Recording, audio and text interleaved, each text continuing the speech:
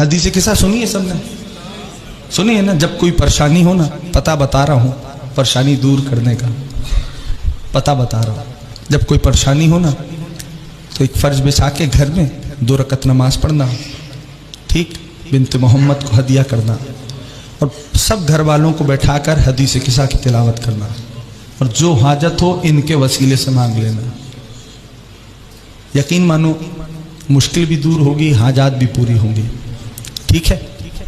حدیث قصہ میں شہزادی عالمیان فرماتی ہیں کہ جب یا حسین ابن علی، لفظ ہے، اب میں بات آ گئی تو کرتا ہوں، فلم اکتملنا جمیعا تحت القصہ.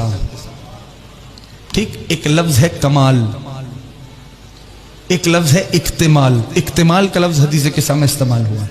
کمال کہتے ہیں جب ناقص و ناقص ملے تو بنتا ہے کمال. اکتمال کہتے ہیں جب کامل و کامل ملے.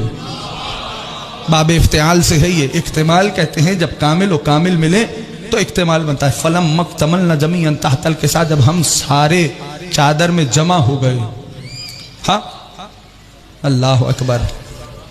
تو اب یہ تو یاد ہے نا، سرکار جبریل نے پوچھا تھا یا رب ومن تحت ھذا القصہ، اے پالنے والے یہ چادر کے نیچے کون ہیں؟ ذہن میں ہے سب کے؟ یہ پالنے والے یہ چادر کے نیچے کون ہیں؟ تو اس بات کو بھی میرے جوان احباب یاد رکھیں اور محفوظ بھی رکھیں کہ ہر بار سوال لا علمی کی بنیاد پہ نہیں ہوتا.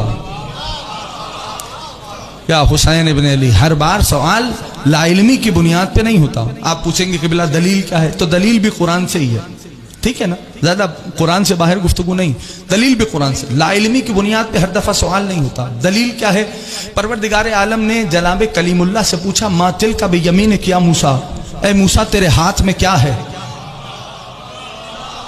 یا حسین ابن علی، یا حسین ابن علی، اے موسیٰ آپ کے ہاتھ میں کیا ہے؟ تو کیا اللہ نہیں جانتا تھا کہ موسیٰ کے ہاتھ میں کیا ہے؟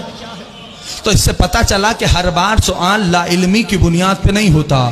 تو پالنے والے نے جیسے ہی پوچھا کہ اے موسیٰ آپ کے ہاتھ میں کیا ہے، تو جناب موسیٰ کہنے لگے پالنے والے یہ میرا عصا ہے، میں اس سے اپنی دمبیوں کو ہکاتا ہوں. جب کبھی دھوپ بڑھ جاتی ہے تو زمین پہ گاڑ کے اس کے اوپر خیمہ لگا کے اس میں آرام کرتا ہوں. تو موسیٰ کو چونکہ عصا سے بہت محبت تھی،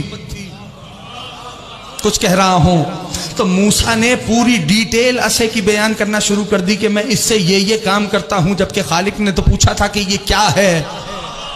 یا حسین ابن علی، مولا حسین سلامت و آباد رکھیں. احسنتم. غریب زہرا آپ سب کو اپنے روزے پہ حاضری کا شرف عطا فرمائیں.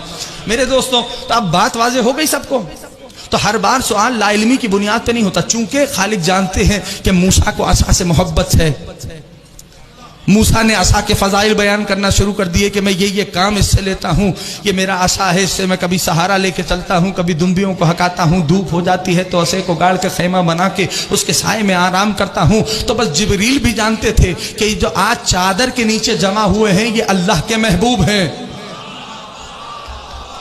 یہ اللہ کے محبوب ہیں، یہ اللہ کے محبوب ہیں. اس لیے آج اللہ سے ان کی زبان سے، اللہ کی زبان سے ان کے فضائل سنے جائیں. تو خالق نے کیسے تعارف کرایا، ہم فاطمۃ و ابوہا و بعلہا و بنوہا. یہ بھی بات آ گئی، موضوع حدیث قصہ نہیں ہے، کبھی فرصت ملی تو اس حدیث پہ بھی بات کروں گا، اسی خمسے نے مولا نے اگر توفیق دی. لیکن اس بات کو یاد رکھیے حدیث قصہ بہت قیمتی ہے. کیا تعارف ہو رہا ہے آسمان پر؟ ہم فاطمۃ و ابوہا و بعلہا و بنوہا. یہ فاطمہ ہیں، یہ ان کے بابا ہیں، یہ ان کے شوہر ہیں، یہ ان کے بیٹے ہیں.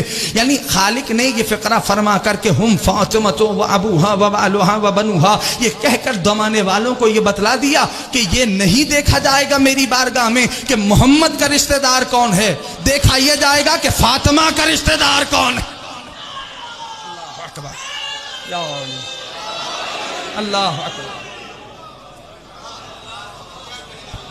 احسنتم یا علی مولانا.